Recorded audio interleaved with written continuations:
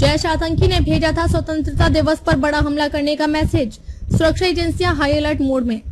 आतंकवादी संगठन जैश ए मोहम्मद के पाकिस्तानी आतंकी वलीद ने स्वतंत्रता दिवस पर बड़ा आतंकी हमले के लिए मुरादाबाद निवासी अहमद रजा को मैसेज भेजे थे। वलीद के इशारे पर अहमद रजा और उसके साथी हथियारों और गोला बारूद का इंतजाम कर रहे थे।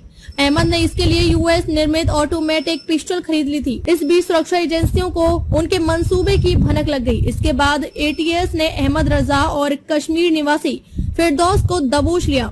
स्वतंत्रता दिवस पर आतंकी संगठन जैश ए मोहम्मद और हिजबुल मुजाहिदीन के आतंकियों द्वारा यूपी में आतंकी हमले की साजिश रचने का खुलासा होने के बाद सुरक्षा एजेंसियां हाई अलर्ट पर हैं।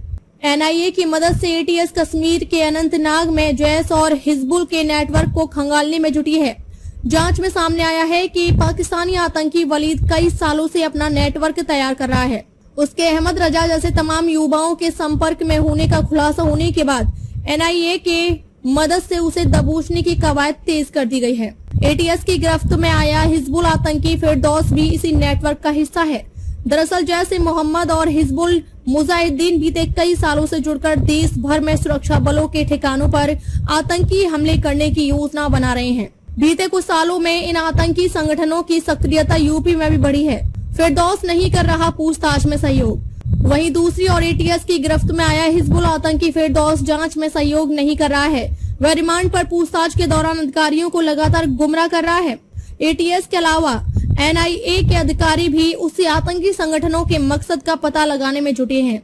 जांच में अहमद रजा और फिरदौस का पश्चिमी यूपी के कई अन्य युवाओं के साथ संपर्क होने का प्रमाण मिलने पर एजेंसियों की मुश्किल बढ़ गई है। स्वतंत्रता दिवस पर आतंकी हमले की साजिश के मद्देनजर उनकी तेजी से तलाश की जा रही है।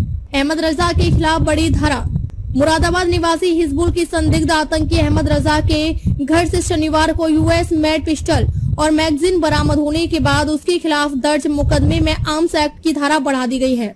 यह पिस्टल उसने कहां से खरीदी थी, इसका खुलासा अभी एटीएस ने नहीं किया है। एटीएस उसे भी फिरदौस के साथ अनंतनाग ले जाने की तैयारी में है ताकि जिस जगह उसे हथियार चलाने की ट्रेनिंग दी गई उसे चिन्हित किया जा सके। पहले भी जैश ने भेजा था एक और वलीद। बता दें कि जैश ने कुछ साल पहले वलीद नामक एक और आतंकी को कश्मीर भेजा था, जो मुस्लिम युवाओं को गुमराह करने, आतंकी बनाने और आतंकी संगठनों के लिए फंडिंग जुटाने का काम करता था। उसे सुरक्षा बलों ने वर्ष 2020 में कुलगाम जिले में हुई मुठभेड़ में मार गिराया था।